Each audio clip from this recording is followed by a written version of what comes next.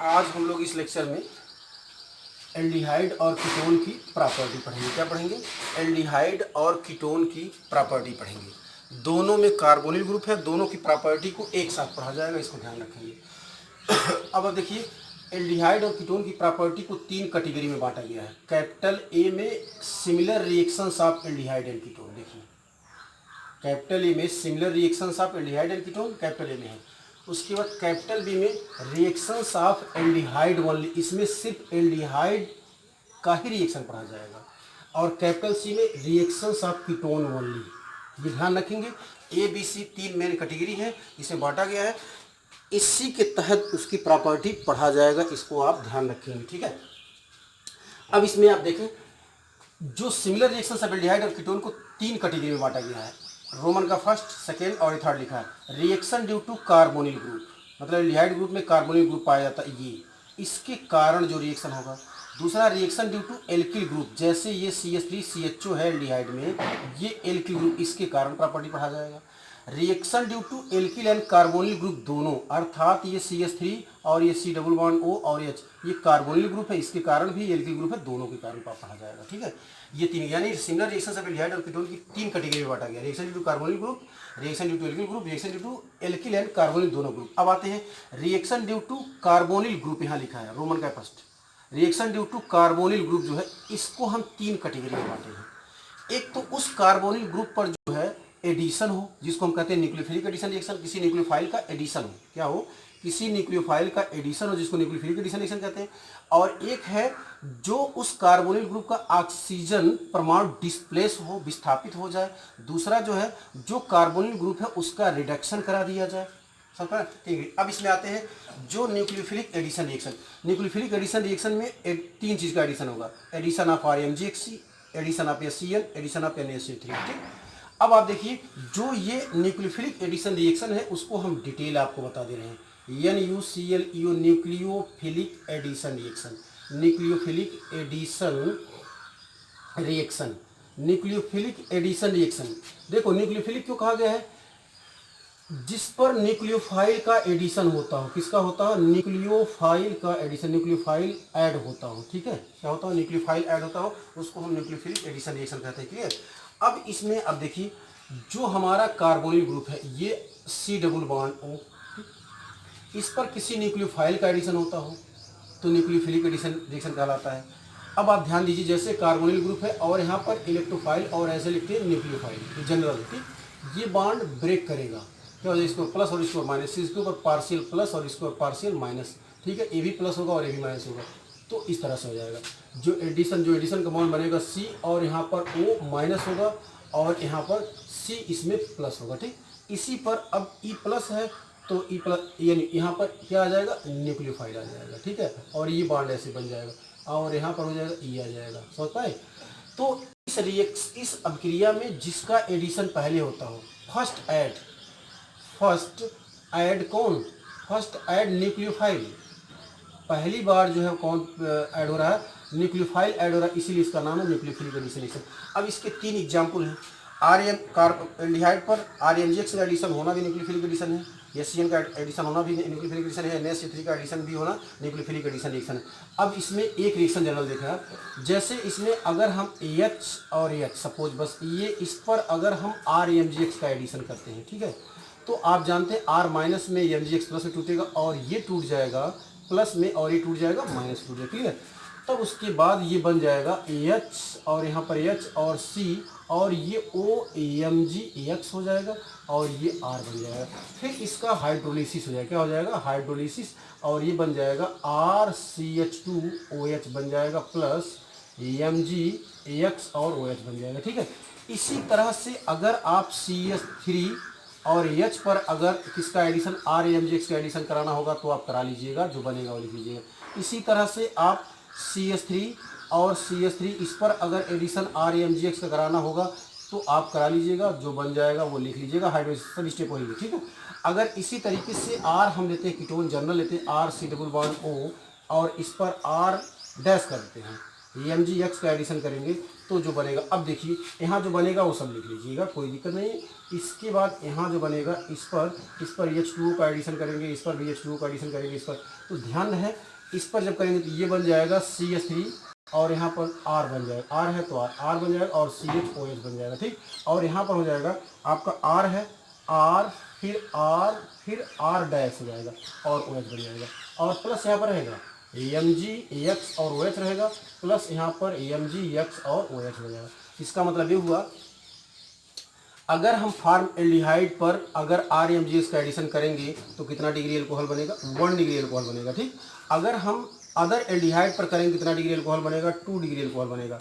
अगर हम कीटोन पर या एसीटोन पर अगर इन सब की क्रिया कराएंगे तो कितना डिग्री बनेगा, ये देखिए यहाँ पर आपका CH3 ये बन जाएगा, CH3 और ये छूट गया था, CH3 और यहाँ पर CH3 और यहाँ पर CH3 और ये OH और प्लस AMgX और OH, ये 3 डिग्री एल्कोहल, ये भी 3 डिग्री एल्कोहल बन जाएगा, क्लियर।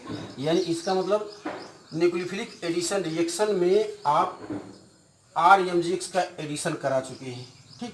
अब इसी तरह से हम आपको HCN का एडिशन बताते हैं सब। अब HCN का एडिशन होगा, आप देखिए HCN का एडिशन इन्हीं सब पर आप देखिए जो आपको दिए, यानी HCN का एडिशन होना भी किस तरह का एडिशन, न्यूक्लियोफिलिक एडिशन रिएक्शन ही कहलाता है। जैसे आप देखिए अगर ये फॉर्मेल्डिहाइड है और ये भी फॉर्मेल्डिहाइड है, C ट्रिपल बॉन्ड और वो और यहाँ पर HCN है, ठीक। ये टूटेगा इसमें प्लस में और ये माइनस में, ये भी प्लस में और ये माइनस में, फिर इस पर एडिशन हो जाएगा, ये H और फिर H और C और यहाँ पर OH और यहाँ पर CN, इसको कहते हैं साइनोहाइड्रिन, ठीक है। इस पर CN, उसी तरह से आप अब इसका अगर हाइड्रोलिसिस आप जानते हैं CN ग्रुप का कभी भी आप हाइड्रोलिसिस करेंगे, ये 2 मॉलिक्यूल अगर H2O रख देते हैं तो -NH3 निकल जाएगा और यहाँ पर बन जाएगा यानी H और फिर H और C, ये OH और C डबल OH, अगर हाइड्रोलिसिस करते तो बन जाएगा। अब इसी तरह से अगर हम CH3 का यहाँ H कर दें और C डबल बॉन्ड O कर देते हैं, ठीक है, इसका हम HCN इस पर एडिशन कराते हैं तो आप लिख लीजिएगा क्या बनेगा, ठीक है। अगर फिर इसी तरह से हम CH3 और नहीं इसको R कर दें, R और यहाँ पर H और C डबल बॉन्ड O और HCN का एडिशन कराते हैं, ये भी आप लिख लीजिएगा, हाइड्रोलिसिस करा लीजिएगा। फिर इसी तरीके से अगर हम CH3 और यहाँ पर CH3 और इस पर एडिशन HCN कराते हैं तो क्या बनेगा, हाइड्रोजन लिख लीजिएगा। फिर इसके बाद अगर हम R फिर R और C डबल बॉन्ड O अगर हम HCN का एडिशन कराते हैं तो क्या बनेगा, उसको लिख लीजिएगा, क्लियर है, हो जाएगा ना आपका। अब आते हैं तीसरे नंबर में, एडिशन ऑफ NaHSO3। इसमें से कोई, जैसे सपोज बस अगर इसको आपको देखना है तो कुछ नहीं करिए, यहाँ पर R कर दीजिए, यहाँ पर H कर दीजिए, C और यहाँ पर OH हो जाएगा और यहाँ पर CN हो जाएगा बस। फिर इसको हाइड्रोलिसिस अगर करना चाहेंगे तो कोई दिक्कत नहीं, R हो जाएगा, यहाँ पर H हो जाएगा, C और यहाँ पर OH और C डबल OH हो जाएगा, बस हाइड्रोलिसिस कर लेंगे। अब आते हैं तीसरे नंबर का जो एडिशन है न्यूक्लियोफिलिक एडिशन रिएक्शन में, जो तीसरे नंबर का एडिशन आपका है इसका NaHSO3 का एडिशन है।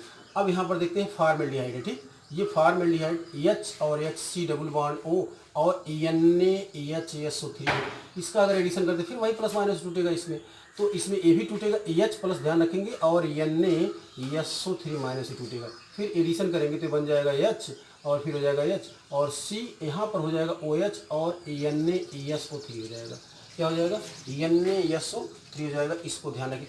अगर फिर पुनः अगर इसको NaOH से अगर क्रिया करा देते हैं, NaOH से क्रिया करा तो बन जाएगा H और फिर H और C और यहाँ पर OH और यहाँ पर OH और माइनस Na2SO3 निकल जाएगा, क्लियर है।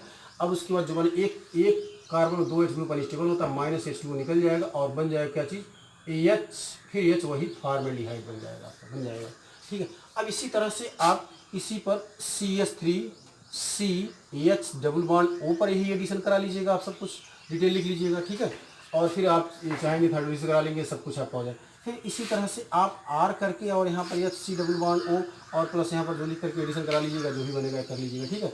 फिर इसी तरह से आप एसीटोन पर करा लीजिएगा, CH3 आपका CH3 और C डबल बॉन्ड O और ये प्लस जो भी होगा एडिशन करा लीजिएगा, यहाँ जो भी आपका बनेगा ये बना लीजिएगा। फिर इसी तरह से आपको R जनरल कर लीजिएगा, RC डबल बॉन्ड O और प्लस यहाँ पर एडिशन कर लीजिए, बन जाएगा, फिर ये बनेगा, फिर ये बनेगा, ये सब कंप्लीट कर लीजिए।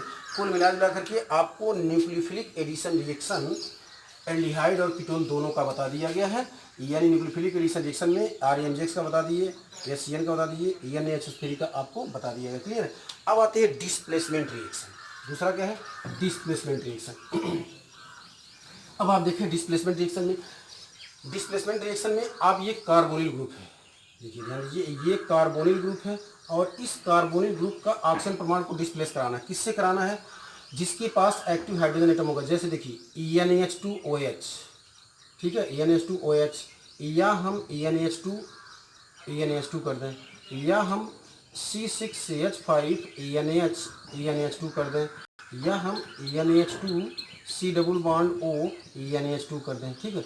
और इसके अलावा हम PCl5 कर दें, या हम C2H5SH कर दें, या इसके अलावा EH2S कर दें। ध्यान दीजिए, यानी इसको कहते हैं हाइड्रोक्सिलेमीन, इसको कहते हैं हाइड्रोजीन, इसको कहते हैं फेनिल हाइड्रोजीन, इसको कहते हैं NH2 और यहाँ पर NH2 सेमी कार्बाजाइड, इसको कहते हैं फास्फोरस पेंटाक्लोराइड, इसको कहते हैं थायो एल्कोहल, इसको कहते हैं हाइड्रोजन सल्फाइड। इन सभी के द्वारा जो है एल्डिहाइड और कीटोन का ये ऑक्सीजन परमाणु क्या हो जाता है? प्रतिस्थापित हो जाता है। क्या होता है? प्रतिस्थापित हो जाता है। अब एक एक करके आप देखिए, सबके द्वारा प्रतिस्थापित हो जाएगा। अब आप इसमें इसको देखिए, अब आप इसमें इस तरह से देखें, जैसे हम यहाँ पर फॉर्मेल्डिहाइड EH लिख देते हैं, फिर EH लिख देते हैं और C डबल बॉन्ड O कर देते हैं, और किसके द्वारा? हाइड्रोक्सिल एमीन के द्वारा अगर हम प्रतिस्थापित कराते हैं, किसके द्वारा? हाइड्रोक्सिल एमीन के द्वारा, ठीक। इसके द्वारा अगर प्रतिस्थापित कराते हैं तो हम इस तरह से लिखेंगे H2 और N और OH लिख देंगे, ठीक। और फिर इसका ऑक्सीजन, इसका हाइड्रोजन क्या निकल जाएगा? जल का एक मॉलिक्यूल निकल जाए और बन जाएगा AH, ठीक। AH और H बन जाएगा C, और ये डबल बॉन्ड N और OH बन जाएगा, प्लस यहाँ पर H2 हो जाएगा, ठीक है। अब इसी तरह से आप इससे अगर तो CH3H और C डबल बॉन्ड O से कर लीजिएगा।